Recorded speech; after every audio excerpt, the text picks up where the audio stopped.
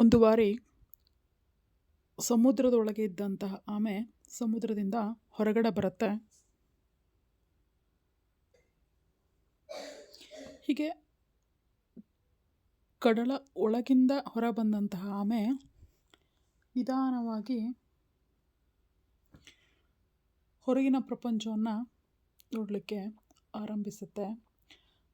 ಆರಂಭಿಸಿದಂತಹ ಸಂದರ್ಭದಲ್ಲಿ ಕಡಲ ಕಿನಾರೆಯಲ್ಲಿ ತನ್ನ ಹೆಜ್ಜೆಯ ಗುರುತುಗಳೊಂದಿಗೆ ನಿಧಾನವಾಗಿ ನಡೆಯಲಿಕ್ಕೆ ಆರಂಭಿಸುತ್ತೆ.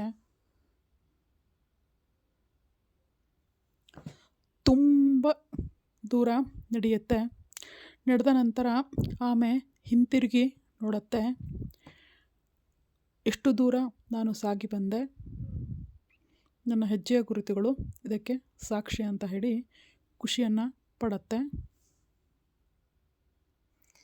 ಈ ಥರ ಖುಷಿ ಪಡುತ್ತಿರುವಂಥ ಸಂದರ್ಭದಲ್ಲಿ ಸಮುದ್ರದ ಅಲೆಗಳು ನಿಧಾನಕ್ಕೆ ಸಾಗಿ ಬಂದು ಆಮೆ ನಡೆದು ಹೋದಂತಹ ದಾರಿಯನ್ನು ಅಳಿಸಿ ಹಾಕ್ತಾ ಇರುತ್ತೆ. ಇದರಿಂದ ಸಿಟ್ಟಿಗೆದ್ದಂತಹ ಆಮೆ ಸಮುದ್ರಕ್ಕೆ ಹೋಗಿ ಕೇಳುತ್ತೆ, ನಾನು ಇನ್ನೆಷ್ಟು ಪ್ರೀತಿಸ್ತೀನಿ ಗೊತ್ತಾ? ಆ ಪ್ರೀತಿ ಇವತ್ತು ಸುಳ್ಳು ಅಂಥೇಳಿ ಗೊತ್ತಾಯಿತು. ಯಾಕಂದರೆ ನಾನು ನನ್ನ ಹೆಜ್ಜೆ ಗುರುತುಗಳನ್ನು ನೋಡಿ ಎಷ್ಟು ಖುಷಿ ಪಡ್ತಾ ಇದ್ದೆ, ಆದರೆ ನೀನು ಅದನ್ನೆಲ್ಲ ಅಳಿಸಿ ಹಾಕಿದೆ.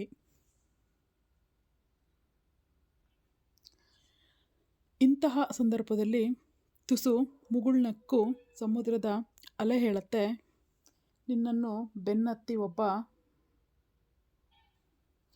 ಬೇಟೆಗಾರ ಬರ್ತಾ ಇದ್ದ. ಅವನ ಉದ್ದೇಶ ನೀನಾಗಿದ್ದೆ. ನಿನಗೆ ಯಾವುದೇ ರೀತಿಯಾದಂತಹ ತೊಂದರೆ ಆಗಬಾರದು ಅನ್ನೋ ಉದ್ದೇಶಕ್ಕೋಸ್ಕರ ನಾನು ನೀನು ನಡೆದು ಹೋದಂತಹ ದಾರಿ ತಿಳಿಯದಿರಲಿ ಅಂತ ಹೇಳಿ ಅದನ್ನೆಲ್ಲ ಅಳಿಸಿ ಹಾಕಿದೆ. ನಿಜಕ್ಕೂ ಒಂದು ಕ್ಷಣ ಆಮೆಗೆ ದಿಗ್ಭ್ರಮೆಗೆ ಒಳಗಾಗತ್ತೆ ಅಲ್ವಾ ಫ್ರೆಂಡ್ಸ್?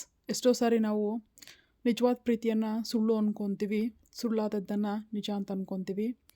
ನಿಜವಾದ ಪ್ರೀತಿ ಯಾವತ್ತೂ ಸಹ ನಮ್ಮ ಸುರಕ್ಷತೆ ಅವರ ಆದ್ಯತೆ ಆಗಿರುತ್ತೆ. Once again thank you. ಈ ಕತೆ ನಿಮಗೆ ಇಷ್ಟ ಆದರೆ ಖಂಡಿತವಾಗ್ಲೂ ನಮ್ಮ ಚಾನಲನ್ನು